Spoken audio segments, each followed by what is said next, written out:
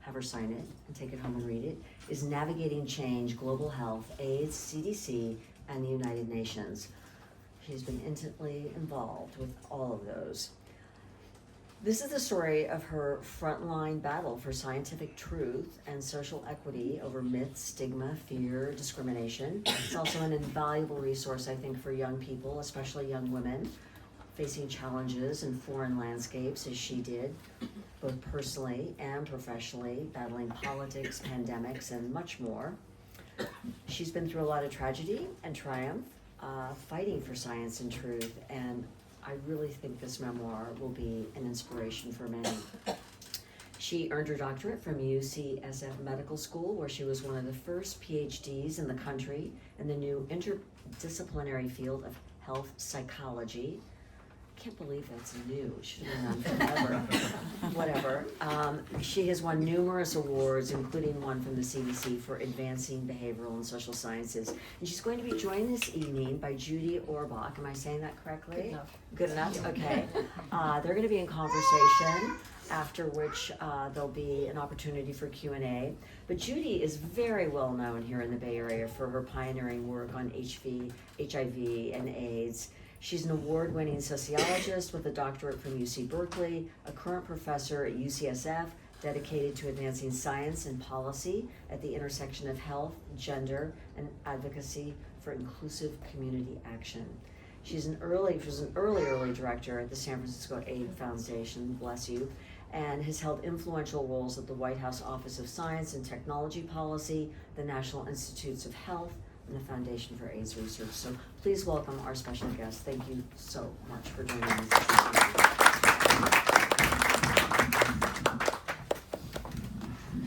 We go back probably some way or another about 20 years, right? At least. At least. At least.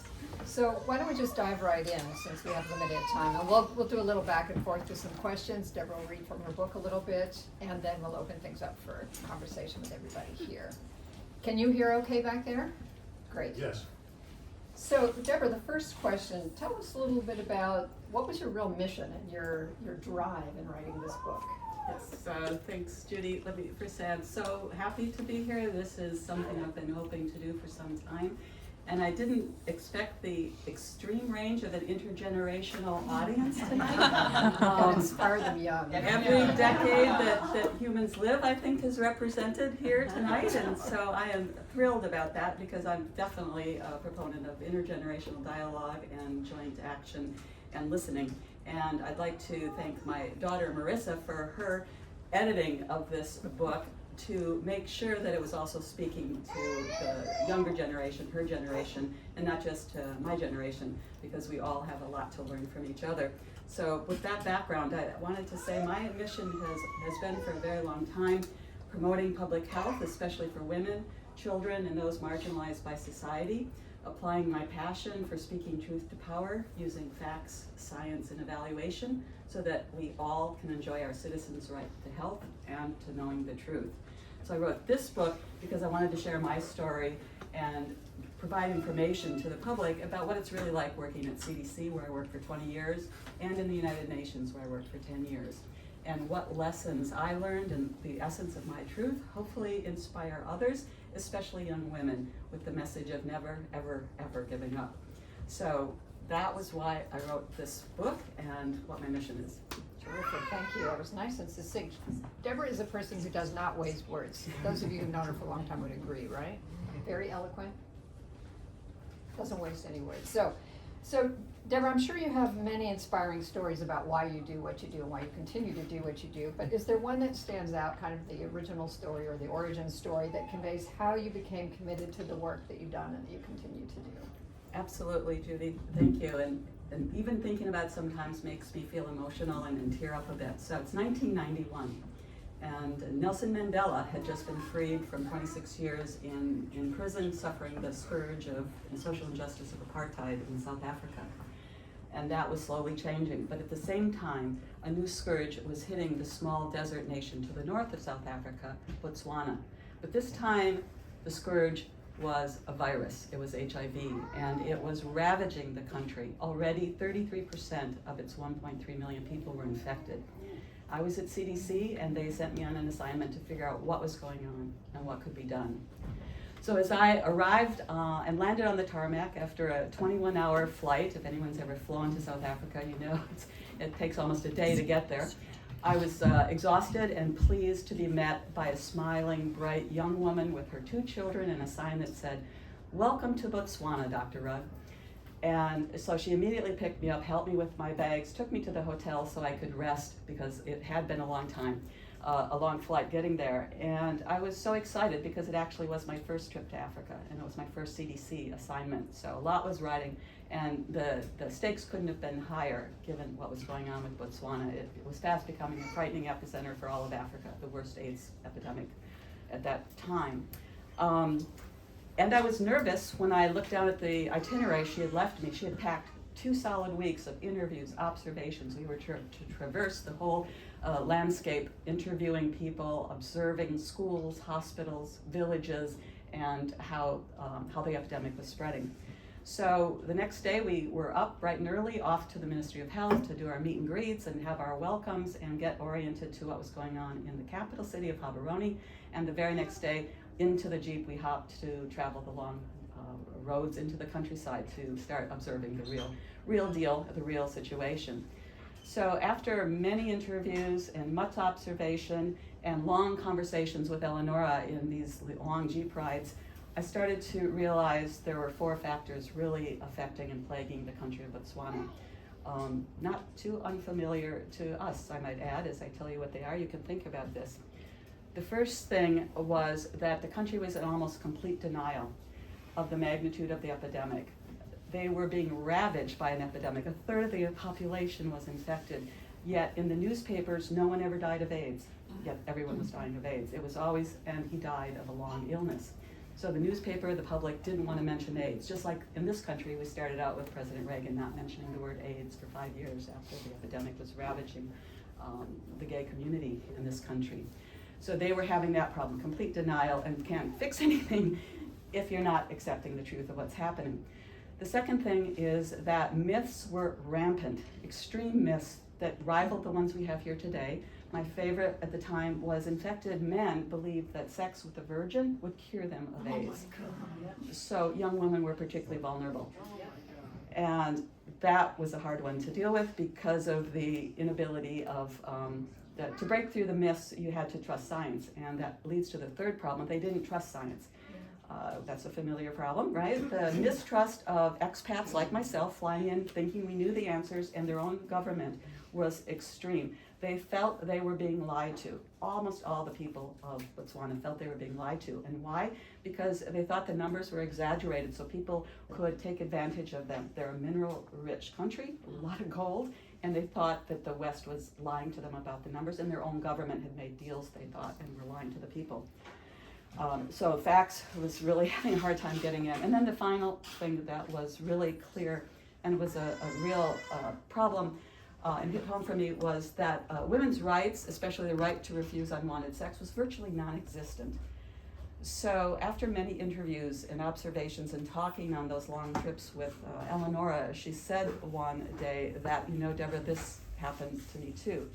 The only way to get around are the public buses, and for a woman at night, they're extremely dangerous. And then shared her story, her vulnerability of advances that she was unable to refuse.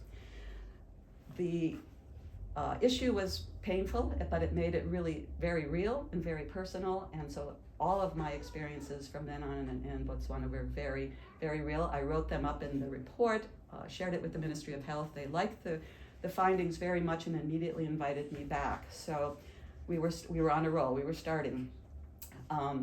So 6 months later, I was getting ready to go back, and I called the ministry and asked to speak to Eleonora, and there was a long pause, and her assistant got on the phone and said, "Dr. Rugg, I'm so sorry to tell you, Eleonora's died. She just passed away. And she would want you to know that she died of AIDS." So I just cried. I was so shocked, and thanked her for telling me, gave my condolences, and hung up. Knowing that she had just died of AIDS with all the contributions she was making, she was a real activist and helping educate her fellow citizens. And the the epidemic, the virus had taken her and only left orphans in its wake. And she was already taking care of her sister's orphans because her sister had also died of AIDS. So a whole generation was being wiped out, a whole generation of orphans was growing. And because people couldn't face the science, they didn't trust their governments. There wasn't the human rights that women should enjoy to protect themselves. I had been working on AIDS for 10 years already, but then and there I decided I would devote my career to public health and to working to strengthen public health because public health systems had failed her, and the fact that she didn't have a right to refuse sex had led eventually to her death. So I worked then for the next 30 years in AIDS fighting to prevent the epidemic, strengthen public health, strengthen rights for women, and trying to, wherever I could, speak truth to power. Wow, that story probably takes a lot of us back, just guessing about the age of some of us in this room who remember what the early days of the epidemic were like in the United States as well, and probably have some personal connections to stories like the one Deborah told, although that was very specific to time and place. And there are also a lot of threads in that story, some of which we'll continue to pick up, and I think people are probably already resonating with what's going on at the moment, which I promise we'll get to. And sort of to that point, you moved on to CDC, and you worked at CDC for a long time. One of the things that Deborah and I have in common are being social scientists in a biomedical world, which is not friendly to us. So I already know that that's going to be part of your answer to this question, which is, what are some of the challenges that you felt at that time? Mm-hmm. You know, I think, again, people can be listening with what's going on today, too, but what are some of the real challenges that you faced working at the CDC at that moment in time? Yeah. As a woman, as a social scientist, as a person committed to public health. Those were all challenges. And why should it be? Why should being a woman in public health or a social science in public health or fighting for truth in public health be a challenge? You should be enabled and supported. But in fact, it wasn't. So back at CDC, when I got back, I had my own challenges. I had joined the agency 4 years earlier as an Epidemic Intelligence Officer. You may have heard in the news of the administration trying to cut the EIS from CDC. This is a globally well-known epidemiology training program, and it was an honor for me to be recruited into it as the first health psychology from UCSF, and working as a behavioral scientist. I was brought in to help with the prevention messaging and have a much more of a social behavioral science approach to CDC's pandemic prevention messaging, because it was really failing. CDC's messaging back in that time was really, really failing. It really was not hitting the mark for anybody, those at risk or the general population. It was something like, there's an epidemic going on and you really need to pay attention, go down to your health department and find out more. Well, that doesn't do much for anybody to actually take action. So CDC's messages were failing. They recruited me as a behavioral scientist to really understand the things that messaging and strategies, prevention programs to change behavior. But as I spoke, nothing was landing. And I realized I was going to need to learn how to swim in a sea of senior male medical epidemiologists with huge egos, politics that were extremely unfamiliar to me, and almost no understanding of the social and behavioral sciences. So it was going to be a lot harder than I thought. The first thing I did is really, again, go back home and sit and cry, like, how is this going to work? How am I going to get these messages across?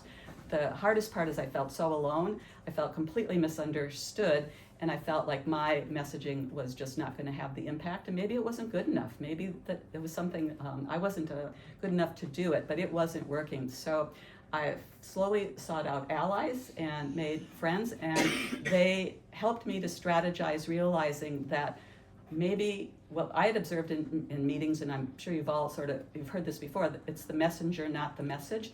I saw in these meetings that there were opinion leaders, influencers, and those were the people who were going to make a difference, and I needed to get my message to those leaders. And so over many informal coffees and chats with leaders and people who I thought were influencers, sharing my passionate ideas and giving the data, one division director said, I get it, get me the data, Deborah, I get it, this is good.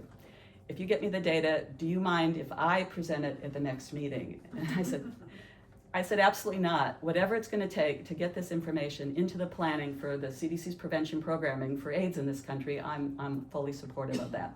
So he kept his word, and at the next planning meeting with all the leaders, he brought it up, and I watched, and it was remarkable. My ideas were sailing across the table, people were nodding, asking questions, and the planning started to include these principles. And that to me was a success. And very quickly after that, I was brought in on it to be the leader of the evaluation of prevention messaging and behavioral science programming at CDC.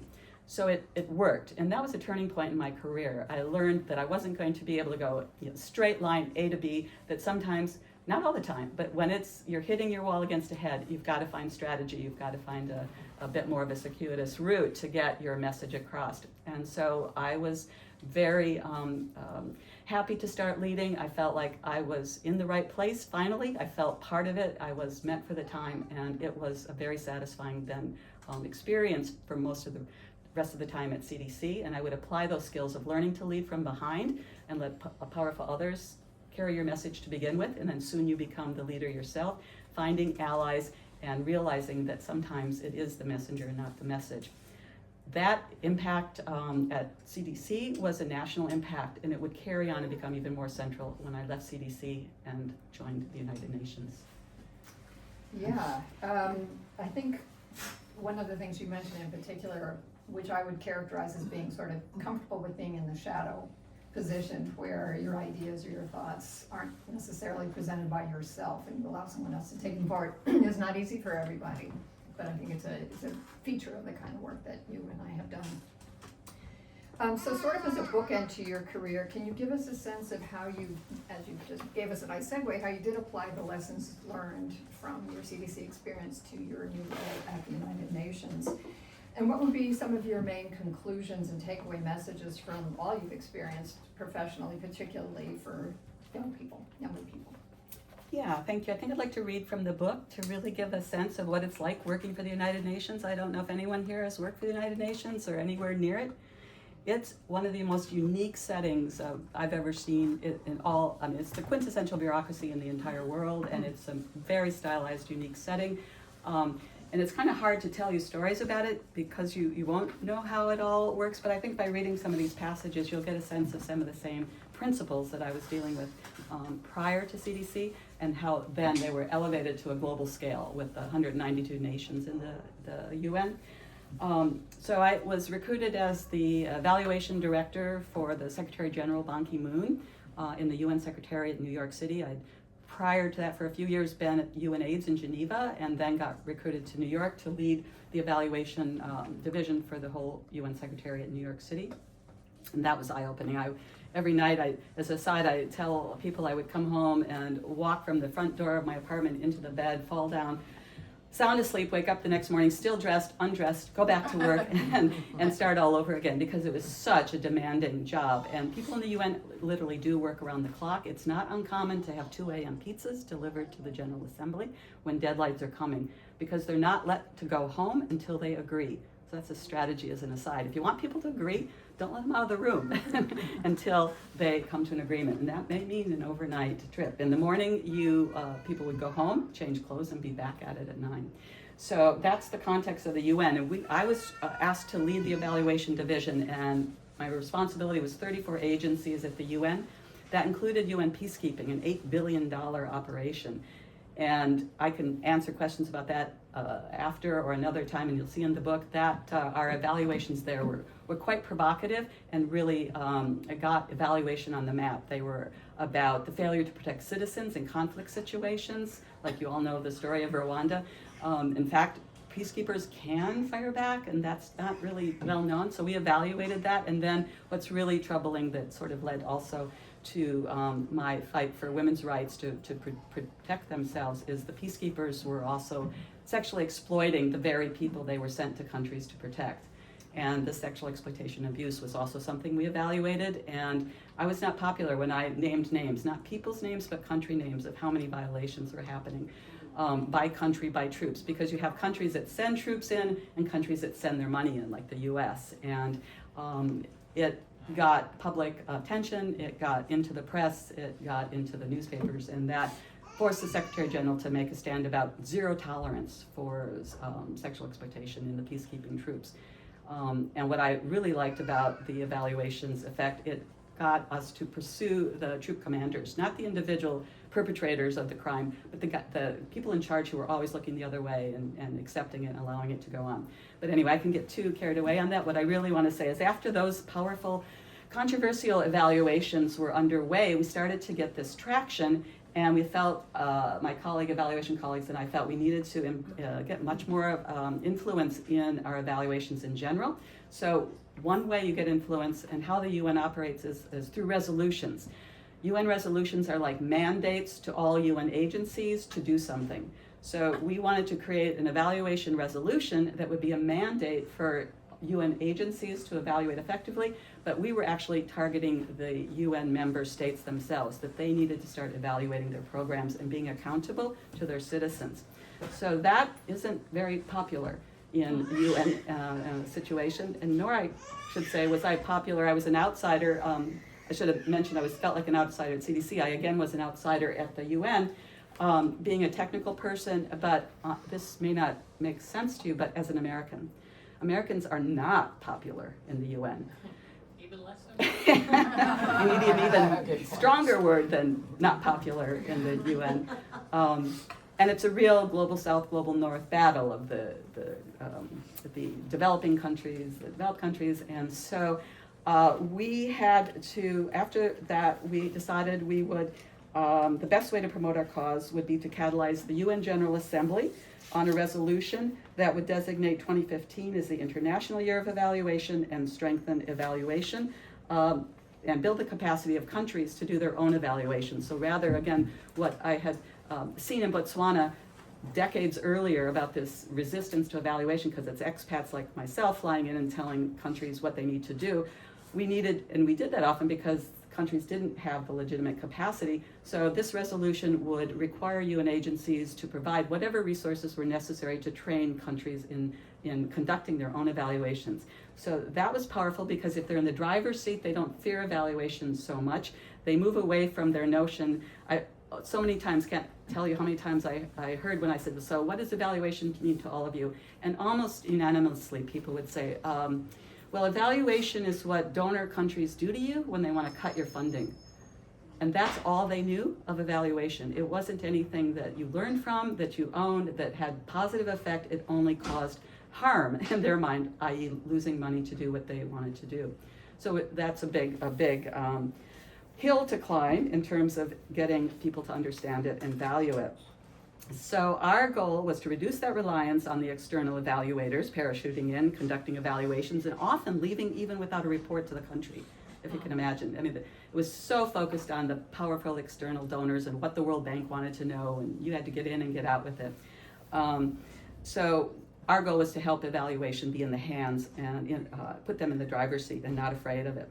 But convincing a majority of nations to agree on anything can be quite challenging, as you can imagine. In our case, it was just particularly difficult. Right from the start, I knew I'd be climbing a mountain of fear, misperception, and confusion. I also knew as the UN Evaluation Group chair that it would fall on me to do much of the educating and lobbying of the diplomats.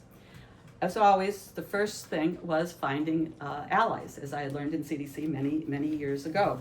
In this case, the first ally turned out to be the senior representative from Ireland, Mr. Vincent Herlihy. He understood the barriers to getting a standalone resolution through the General Assembly. The first thing we did was recruit like-minded delegates and invite them to informal breakfasts and lunches. So I'm a real fan of breakfast and lunch. You know, talking over food is a real universal tool to help people start to relax and listen. So this worked. We started to get more support. Vincent encouraged us to think strategically at every turn. Meanwhile, he worked behind the scenes, trying to garner support for the resolution and developed an informal Friends of Evaluation group. Often he would contact my assistants to arrange impromptu meetings for me and my colleagues to speak about their concerns and latest questions. As I talked, I would see their heads slowly nodding in agreement. And eventually one delegate would stand up and say, okay, Dr. Rugg, I will take this back to Capitol and see if we can support it. So that's also a very common refrain. Delegates don't decide themselves. Embassies in the UN don't decide themselves. They have to go back to Capitol to see if it's going to be supported by their government. So sometimes we'd hear rumors that an attempt to kill the resolution was coming, and we needed to advocate very quickly for someone from a developing country to show the other developing countries they had nothing to fear and everything to gain. So finally, we found an insider who would stick his neck out, Ambassador Peter Thompson from the small island of Fiji. He was a successful businessman before becoming a UN ambassador, and he decided to take up the environmental fight to protect his country, his small island country, and other island states, because Peter realized we couldn't protect the environments, especially the world's oceans, if we didn't have good evaluation data to base that on. So during the closing months of 2014, the mission of Fiji, Ireland, and their allies, and I with my UN evaluation colleagues, made one final push to enlist another 43 countries. I barely slept in the final days before the UN General Assembly arrived in September to vote on this, and I felt cautiously, guardedly optimistic. But I was unprepared for what happened next. The resolution passed almost unanimously, 192 countries. There was a handful of abstentions, but it counted as a unanimous vote. Thanks to the tireless team effort by all stakeholders, the entire General Assembly had agreed to the resolution on strengthening national evaluation capacities for its member countries, authorizing the UN agencies to provide the necessary support, and the member states control the budget of all of the UN, UNICEF, all the UN agencies, WHO, it's the member states control the budget. So they had authorized all these agencies to provide the support the developing countries asked for. And then they endorsed 2015 as the first international year of evaluation, which laid the groundwork for getting evaluation principles included in the 2030 Development Agenda, Sustainable Development Agenda, and the SDGs, which gave the potential to actually hold all countries accountable to their citizens for the first time in the UN history. So it was the proudest moment in my career.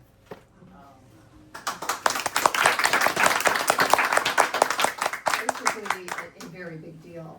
And forgive me for asking you this question, but I'm not sure everybody really knows what you mean when you say evaluation. So I know you could speak for hours on this, but in layperson's terms, what exactly is being evaluated for whom, and what is it you're trying to evoke in that evaluation? What is the end in sight? What are the outcomes you're looking for? It is the most common question I've been asked 1,000 times. In the UN, people would say they thought it was auditing. I mean, everyone knows auditing, right? People checking your books to see if you've been, cheating something. And they thought evaluation was the same thing, and that was always a problem. Especially since I had passed an audit resolution and said, Deborah, we've already passed an evaluation resolution. I said, no, that was for audit. And they said, well, isn't it the same thing? I said, no, evaluation is a whole systematic approach to assess if a program is working, if it's effective, if a policy is achieving its intended goals, to see if things are really making a difference. And from an evaluation, you learn what is working and what isn't working. And you take that and redesign programs and policies to make them more effective. So, I mean, sometimes people call it researching what's working, researching what's going on, but in evaluation, you really are tying it to a program or policy to improve that intervention to make a difference in people's lives or the topic you're working on. That's perfect, thank you. And then part of the reason I'm asking that question, because it's related to the final question I'm going to ask Deborah, that brings us to the current moment. And when you think about what's going on with this Department of Government Efficiency, as it calls itself, DOGE, what they're not doing are these systematic evaluations. They're just coming in and chopping off everybody's heads. And so it's really a shame that people like Deborah are not asked to help figure out what really does and doesn't work, and then help make decisions based on that. So it's an underdog position that I'm sure you're really feeling right now. Which brings us to the question about today. What are the lessons or messages that you'd want to share that might have resonance with the current climate and situation, and particularly the assaults on science and on global public health that we're experiencing right now? Yeah, and I would like to give some of the career advice as I try and figure out what to say about what we do now. I think that there was a lot to learn in the past decades working in the UN and the US government about how to navigate things that are unpopular and are where you're the outsider and you don't know what to do. And so just a few comments, and especially I'm encouraging young people as they pursue their goals and careers to never give up, because that's sort of my tagline. It's like, I never gave up. And I recommend first to speak up and speak your truth, but read the room first. So whatever setting you're in, get a lay of the land. What's the message? Who's the messengers? What's really influencing decision-making in that group or entity you're trying to influence? But do speak up, but be strategic. And then find like-minded colleagues. Nobody can do this alone. You just can't. You have to have people working with you, and the more strategic your allies are, the more ground you'll cover. And that's the essence of diplomacy and relationship building. Second, if you find yourself an outsider, like I did at CDC and I did at the UN, lead from behind the scenes first. It's a much more effective and efficient way of getting your message and your influence accepted, and then soon you'll become the accepted leader that you are. Third, I had to learn this, and I really encourage people to realize that unexpected setbacks actually can become springboards for opportunity for success. So if you're hitting your head against the wall and you don't quite know, it may be a sign to move on to something that's different, and that would be the fourth lesson is to pivot when you need to pivot. And if it's not working, then just have the courage to let go and try another direction. And then finally, staying true to your core values, meaning what's really important to you. It may evolve over time and take different shapes, but when you look back, you'll see a through line, as I've been able to do in writing this book through 40 years. Every time I shifted to a new location, from academia to CDC to the UN, back to starting my own business here, there's a through line, and that through line is what your core values are, and that's what you should search for, and you hold on to that. So as the times are changing now, I think we still have to find our through line and hold firm to it to navigate the change and stay our course, even though the course is really wildly changing. And so to also say for everyone to never forget that you too are making a difference. It may not feel that way as you scramble through your daily maze of responsibilities, but all that work adds up. Trust that every day you are influencing the people around you and contributing to the greater good. Someday you'll look back, as I have in this memoir, and realize that every precious moment was time well spent, whether it was on family or career. So just keep going, putting one foot in front of the other, doing what you love doing, realizing that you were meant for these times, and that one person, one woman, actually really can make a difference. So I want to segue that into saying now we can make a difference. You may not change the whole system, but you can get the ball rolling. You can be a spark. You can help to get your ideas out there and try to really listen to what people are saying in response, and get your allies together. And then together you collectively figure this out. One thing I think Judy was alluding to, where we both fought together because we were facing I think it was the second Bush administration at the time, and we were trying to do sex education, comprehensive sex education for adolescents so that they wouldn't get AIDS and STDs and unwanted pregnancies. And right on the heels of an NIH consensus conference about the scientific conclusions and meta-analyses on how useful and helpful and productive comprehensive sex education is for teenagers, with all the indicators that young people, when they've had comprehensive sex education versus the just say no abstinence-only curriculum that the government was saying, right after the consensus conference, the next day the administration cut all the money for the school systems that would not promote an abstinence-only message in their sex ed and a just say no message. They cut the funding.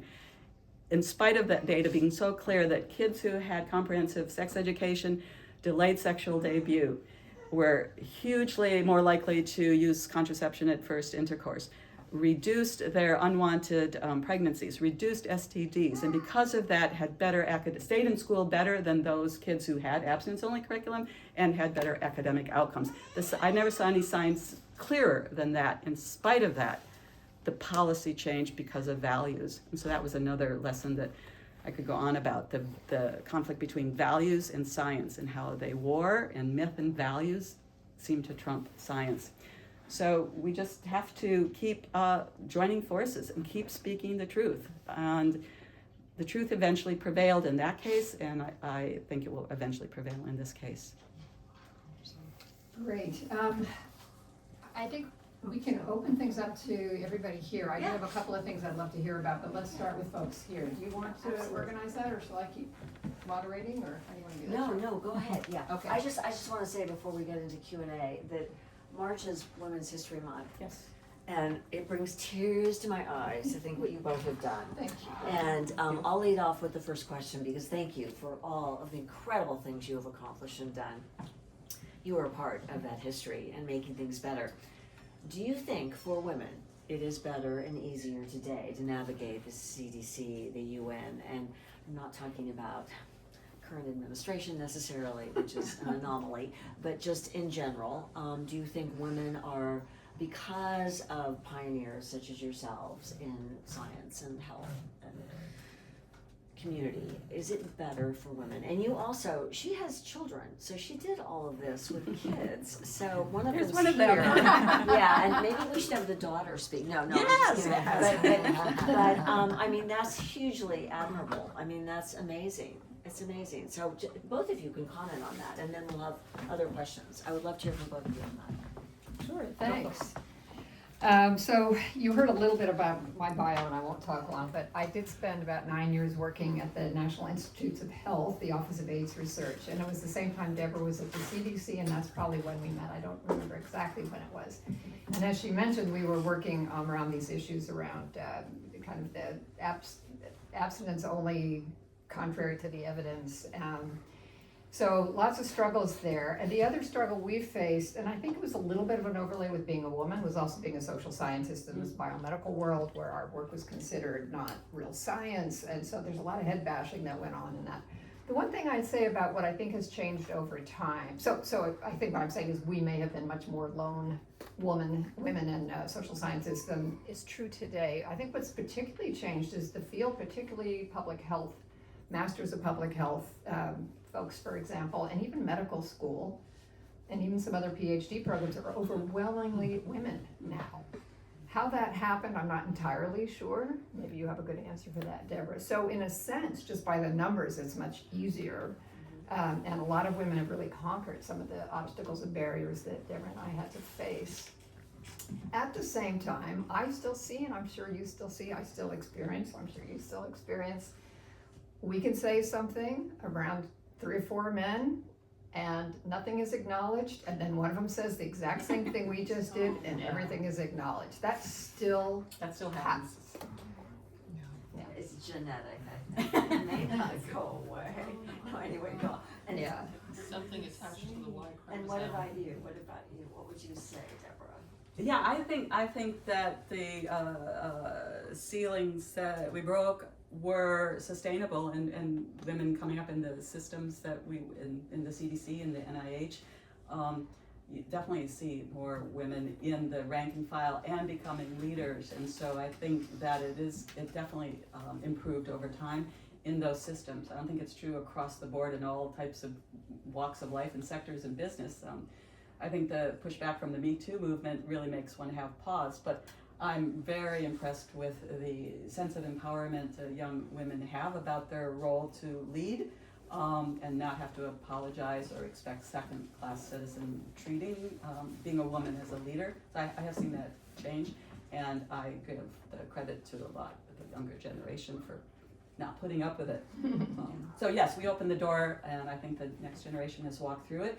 I think that great new perils are coming, that we all know. So it's not a cakewalk, and some backsliding. I mean, the status of women, all indicators in the United States have dropped back, like 192 countries, and we're fast going to the bottom on almost every indicator. Women's rights, education, healthcare, you name it. This country is just slipping.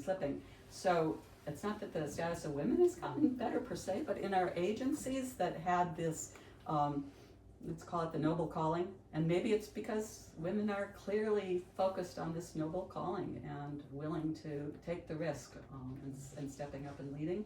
I see that happening more. So that's why in the book I did encourage, I think the career path I had has been fascinating. I mean, I've worked in 100 countries. All that travel is on the company dime, by the way.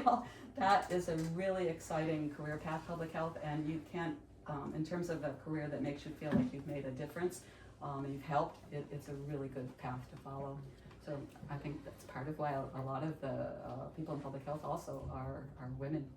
If I could add one more thing, I think both of us have served as sort of role models. I hate to use that word, but I still get younger women, and it is usually women, who will say, I'm looking for people like you out there. They still don't see women leading or women making maybe a non-traditional career trajectory. That's more my case. Actually, it's yours too. People who started out with an academic background but didn't stay that route and kind of forged our own path in some weird career composite of science and policy that there is no prediction for. There's no career path that's obvious to people, but folks are looking for alternative ways of being in the world, and particularly young women, I think. So I still get I'm looking for women like you and what's possible out there. And I think Deborah probably is very similar. And I was going to ask you a question along these lines around mentorship, because I know you do mention about Mary Guinan in the book from CDC, but that I think remains a big issue talk about women. I think it's true for everybody about how you identify who's really a good mentor and who for you were those people. Mm-hmm. Yeah. And how do you think yourself about being a mentor at this stage? Yeah, and it's I love being a mentor. I don't know why, but it's one of my favorite things to do, to mentor, to advise, to give advice. And maybe it's because my own daughters aren't listening to me that much. I'm looking for somebody to listen to me. Wait, I didn't get that. Oh, there's a glitch. Because you weren't listening. I get it. But Mary Guinan was one of the first women at CDC, early epidemiologist. And in fact, the story and the band Played On by Randy Schultz in the Bay Area, which became the movie. Mary Guinan was very accurately portrayed there, and she was my role model, and she was powerful. And it's just women putting their head down and doing what needs to be done without any concern about any of the other stuff, and being courageous. And so those were great role models. I had some good male role models too, but I have to say on balance, a lot of the male mentors were not as good a role model. There was a few, but the few women I had were spectacular. So I think we need to continue to be role models for younger women. I had one, and doing it with kids, what was that like for you, Marissa? I think it was wonderful. No,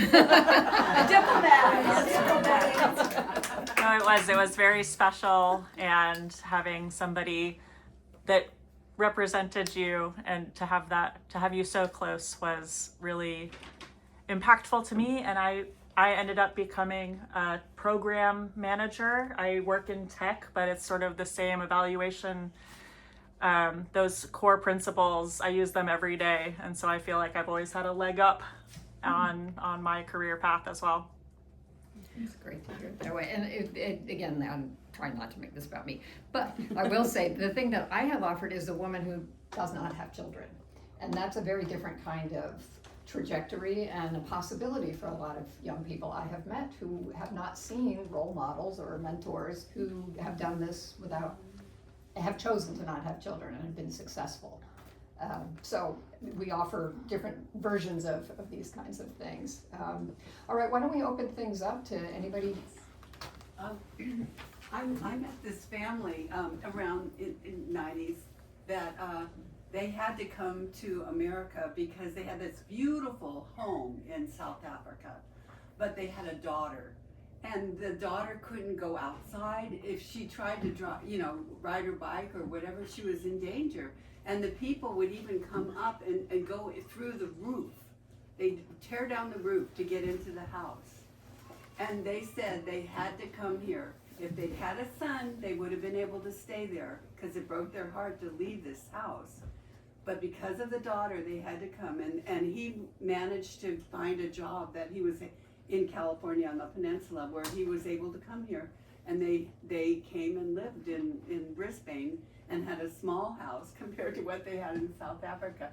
But she could then get up. She was really afraid. I knew her, and she was afraid to go, ride her bike. We went to camp and she was scared, but she got over it. Yeah. But it was really a terrible situation. It really is. One of violence against women in South Africa was ranked almost the highest in the world during apartheid. And the analytics on that were showing when you emasculate a whole male population, which was happening to Black South Africans, they were much more likely to take it out on those who were vulnerable, and who were vulnerable were the women. And so the incidence of rape was the highest in South Africa, I mean the highest in the world in South Africa during the apartheid years. One of the most effective interventions to intervene on all of the rape and abuse of women in South Africa was the Walk Your Daughter Home from School program. A simple thing. So adults walked girls home from school because it wasn't safe for them to walk alone. Because of that myth, because they were afraid that she would get raped because that would cure the AIDS of the man. Yes. I mean, I couldn't believe it, you know.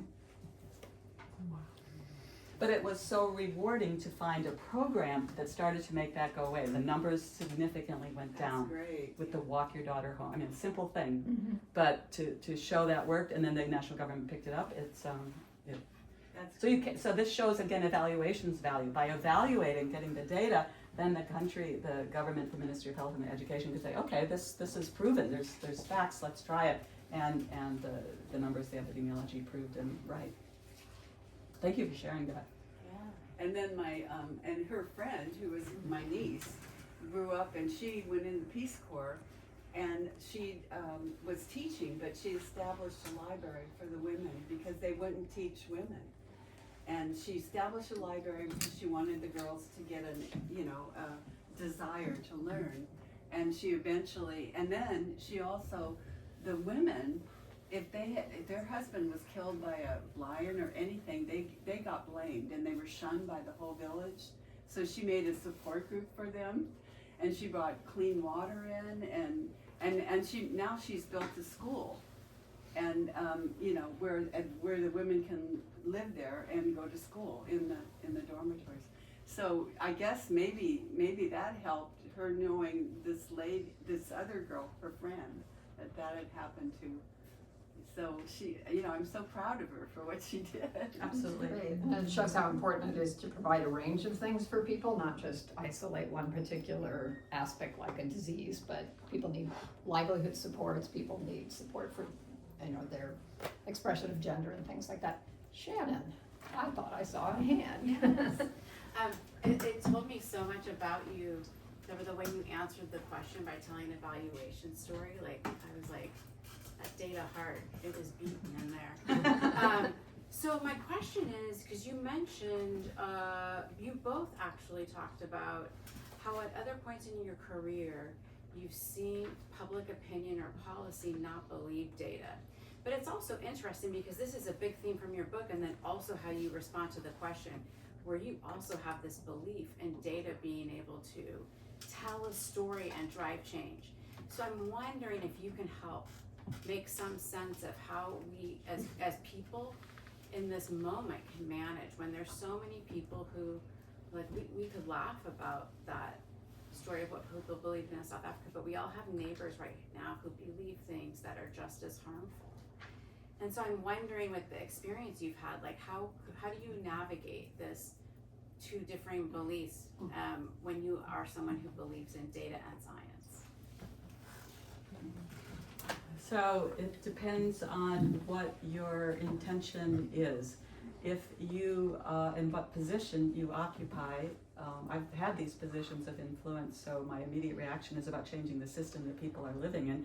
But in an interpersonal way, if it's a friend or neighbor and you just want to, you're not going to change their opinion, that we've seen that. And there's a lot of reasons why that is psychologically.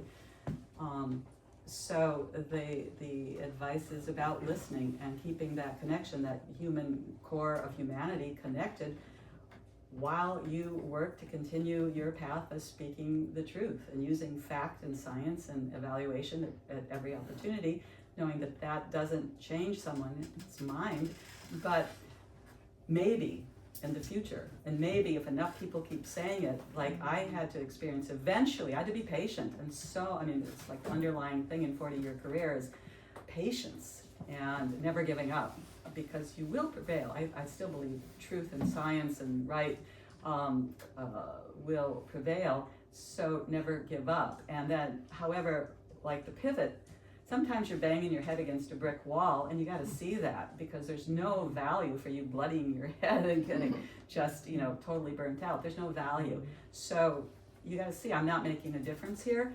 I'm going to put my energy some other way. So just stop trying to change them. Listen to any opportunity for a thread of humanity there that could connect, and then put your energies elsewhere. Like, let it be. Just let it be. I think it's Mel Robbins, actually. I watch YouTube videos all the time, as many of you do. She has a current intervention called Just Let It Be. Just let it be. And keep your energy strong and intact, and focusing on what you do know to be of value, because that is a value. And the times right now need those of us who get data and science and truth. And we need to stay strong while things are chaotic around us, because that's our job. We were meant for these times. If you're here, you were meant for these times.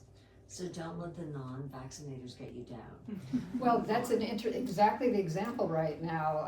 So I Just with Deborah, saying. everything she said, and I remember one of the big issues in my time and yours in HIV research was around syringe access and syringe exchange for people who inject drugs, and there was a ton of science, from genetics research all the way to social research, around if people have access to clean syringes so that they're not injecting with a needle that may have HIV on it, they're not sharing, then they're unlikely to acquire HIV. And you can reduce HIV infections amongst people who inject drugs by providing safe injection equipment. The science was irrefutable after a point, once we could amass the science, which was hard enough to do because it was about people who use drugs. And we would lobby and go down to Congress with the science, and we would try to educate the biomedical community about the science and all of that. And to Deborah's point, you have to just keep doing it, even though we'd also say, when we go to some hearing and some right-wing Republican congressperson would say, this is horrible, you're advocating for drug use, you're making it safer for people to inject drugs, and that's a horrible thing. You'd have to say, like, what do you do when the science doesn't matter? Which is, to your point, I think, at this moment, Shannon, and the thing that and the answer is you just keep at it. You cannot give up on it. You keep speaking the truth, you keep amassing the evidence, and you try to get as much of it and triangulate lots of different data sources, one or two of which may be more credible to somebody than something else. And at the same time, we have to acknowledge that what made things so much more difficult right now is the way in which social media has fomented a lot of different ways of thinking and really negated people's belief in science and in institutions. That's a harder one for us to figure out how we're going to counteract some of that. But then a natural experiment occurs, which is a terrible thing. Measles epidemic in Texas. A child dies, and then we hear all kinds of people who were anti-vaccination are saying, maybe I should have had that vaccination. So I think it's a tragedy that it happened this way, and I also hope from it comes a way for people to open their own minds to say, well, wait a minute, why was I told that? Where did that come from? And maybe there actually is some truth to this benefit of vaccination after all. Are there other questions? But what really worries me is that the data and the science sources are being eroded. Yeah. So those institutions that we've relied upon for weather, for climate data, for medical research, they're being decimated and gutted, Absolutely. so that the data points that you might have had in the past, you might not have in the future, or they might not be as reliable, and that really shakes me. Mm-hmm. Us too. Yeah, I'm the core. on the CDC, EIS Executive Council, and CDC. First of all, half the EIS officers were told that they were out of work, and that was backpedaled. And the CDC Morbidity Mortality Weekly Report, the weekly epidemic news, was held up for a while, and that's what doctors rely on. What is the measles epidemic? If CDC isn't putting out, you don't know that. So that got back online, and then all the CDC authors that didn't have the DEI language in their publications, those articles were pulled from Lancet and New England Journal and all the scientific articles. So we definitely are scrambling, and what people are doing, I can say just informally, is collateral systems are being developed to, it's really weird as a public servant to have talk about privatize this stuff. It's almost what this anti-government movement is about, making it all private, but if that's the rules of the game, we may need to go that way. So to reassure you, a lot of the data is being backed up on servers that are now private. And that violates every notion I have as a career in public service, and that the greater good is served by all than one person. But it's our only alternative at the moment until the sense comes back into the regulation of our government systems, like CDC's databases. So these parallel things are starting by just like-minded people. And I can tell you one of my wild ideas, and if you know public health and the EIS, the epidemic officers, if they could have fired them overnight, there's every year is a 60 member new EIS officer cohort, and these are the workhorses. These are the people who go out and find the epidemics, and we're battling COVID and AIDS and Ebola and everything. If they're fired, we need to have a private public health army. And I know 60 people who will sign up to be the providers. I know 60 to 100 retired people like myself who will supervise. We just now need the funds, and I'm thinking of going after all the billionaires' wives who, divorced wives, who want to do something to get back at their billionaires. We need to, there's some parallel, there's some collaterals that we can do and are doing to just reassure you a little bit. But you're absolutely right to worry about that. The thing is, people are destroying government that don't, and I've worked in government, 20 years in the US government and 10 years in the UN, and people don't understand how it really works. And it can't be easily put back together again. That's the worry. So you're right to be concerned, but look for the people who are doing something on the outside, taking the matter into their own public health collective hands.